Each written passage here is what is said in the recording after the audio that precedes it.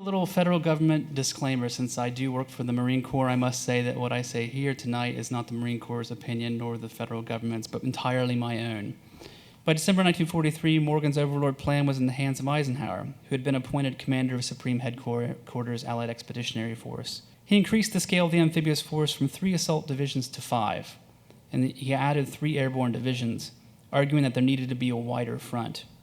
This expansion meant more landing craft was needed, which meant more time to get landing craft to Europe, which is why they pushed it back another month, and we get June 5th, 1944.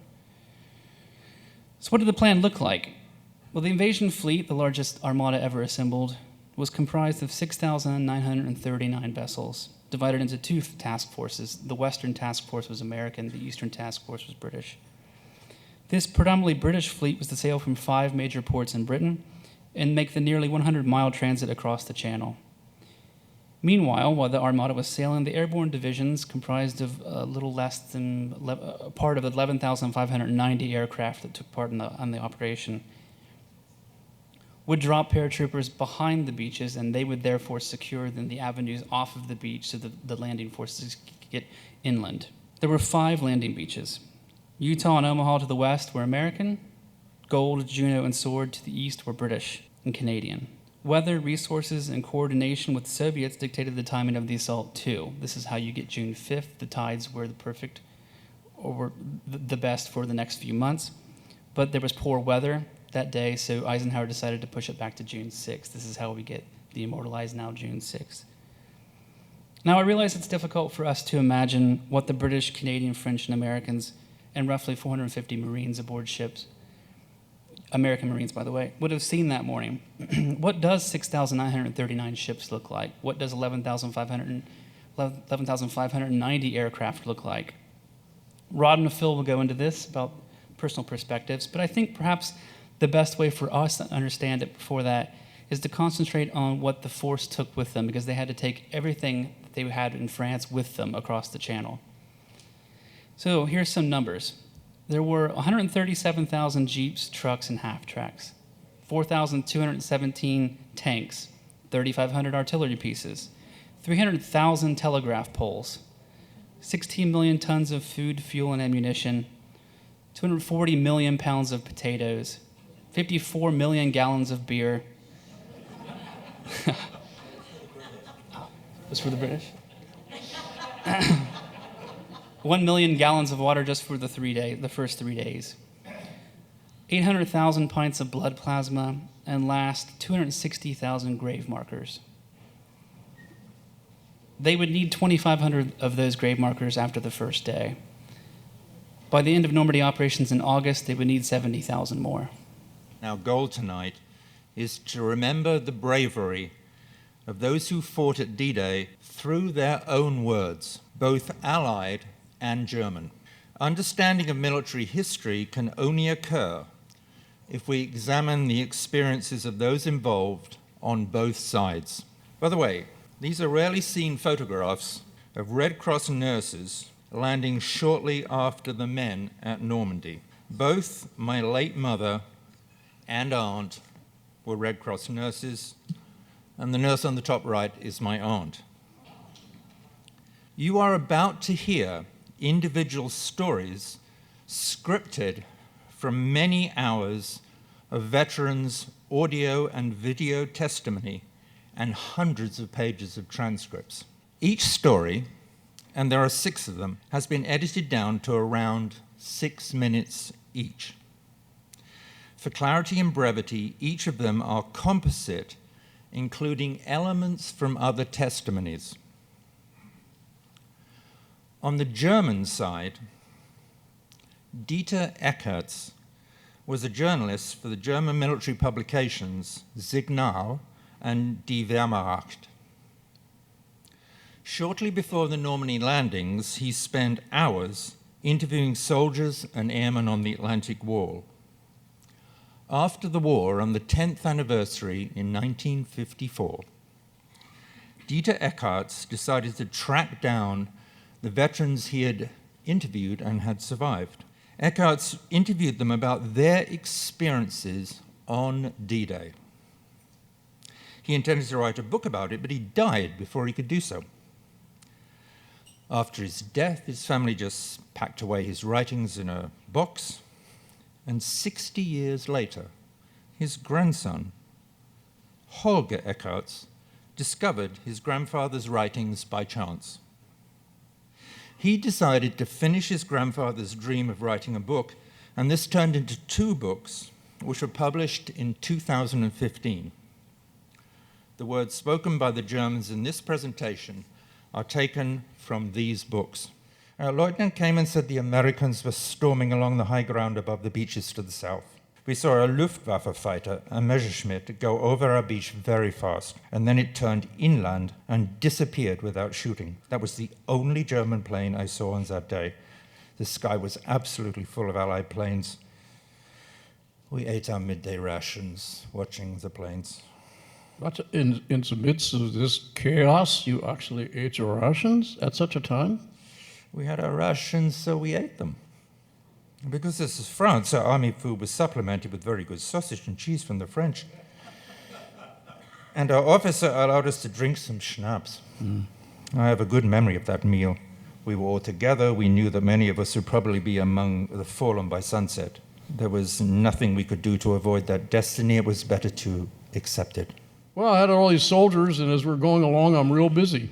I mean, I've got these 4 or 5 boats to my right. I've got 4 or 5 boats to my left. And for whatever reason, these 36 guys are standing there instead of looking out front, out the iron ramp where they're going. Every one of them in the boat are staring me down, eyeball to eyeball, not saying a word to each other. They're not telling me anything, and it kind of unnerved me because I didn't know what was going through their minds. And finally, one of them piped up and said, "Hey, look, Cox, we landed at Sicily and Salerno a few months ago, and the coxswain put us off in about 3 or 4 feet of water. And we're telling you, you better not do that today." Well, how did you respond to that one? Well, man, hey, you're not going to get an argument out of me. These guys are infantry, and I'm no fool. That guy's standing behind there with a loaded Thompson submachine gun, and I'm going to get in an argument with him? So I assured him I'd give it my best shot. My name is Benjamin Alvarado. I was a 19-year-old private in G Company, 16th Infantry Regiment, 1st Infantry Division, part of the 5th Corps, and 1st Army at D-Day. Can you tell me how you came to come to England, Benjamin? Well, I was 18, just finished basic training. I was at Camp Howes in Texas, and a sergeant came in and said to us, "We need volunteers to go overseas." I didn't know what all that meant, and no one said anything. And then he said, "Hey, how about you joining, Alvarado?" I said, "Well, I'll go when my turn comes." And he said, "Well, guess what? Your turn has come." You just love this. Go and pack your kit. And that's how I volunteered and wound up in England. Can you tell me how you reached the beaches on D-Day? Yeah, we boarded a ship, and we were on board for 3 days before D-Day. I had a hell of a headache, and I was feeling really seasick. When we arrived, it was night turning to early morning off the coast of France. We were preparing to transfer to landing craft. I remember it was real quiet on that ship. So how did you leave the ship? There was this netting on the side, and we climbed over the rail onto the netting. Now, full field gear with a pack and all that stuff, I was really worried about falling in. The water was choppy, the ship was going up and down. It would have been real easy to drop off and fall between the ship and the landing craft. And the landing craft crew were down at the bottom trying to hold that net taut. And how many people were in the landing craft? I guess there was about 30 or so, but I didn't know who they were. Everything was a secret, and nobody was wearing shoulder patches or insignia. My squad leader had no insignia, nothing. I'd never seen him before. He was a young officer, but we called him the old man. We said, well, the old man is here, so now we got a leader. And where did you land, and how did you get there? We had to travel, I'm told, about 11 miles in this landing craft, going up and down, really, damn it, up and down. We were feeling sick, and we were under fire. When I left the landing craft, I was up to my chest in water, and I was the third one out. I can tell you I was scared. There were shots going off. It was just like a dream. I couldn't comprehend any of that. I just didn't foresee any of it. it was an awakening for me. We were on the second wave. The first wave had left a lot of dead along the beach and in the water. I tripped over some of them. I saw men hiding behind the beach obstacles, but that was no protection as the shells were coming right down amongst them and killing them. I was really scared. I just kept running and running till I reached a shelf up above the beach. I think that's how I survived. And at just about that time, the old man, our leader, came over and said, "Man, you are on Omaha Beach, and this is Easy Red." And that was the first time I knew where I was. There wasn't any fighting. There was nothing to shoot at. We were being shelled and fired on, and more men were arriving and falling, but we couldn't see anything of the enemy. By the war's end, 45,000 Canadians, over 400,000 Americans, and a roughly equal number of British had died. It is estimated between 24 and 26 million Russians and 5 to 8 million Germans died in World War II. Those Allied troops killed in the Normandy campaign are buried near the landing beaches.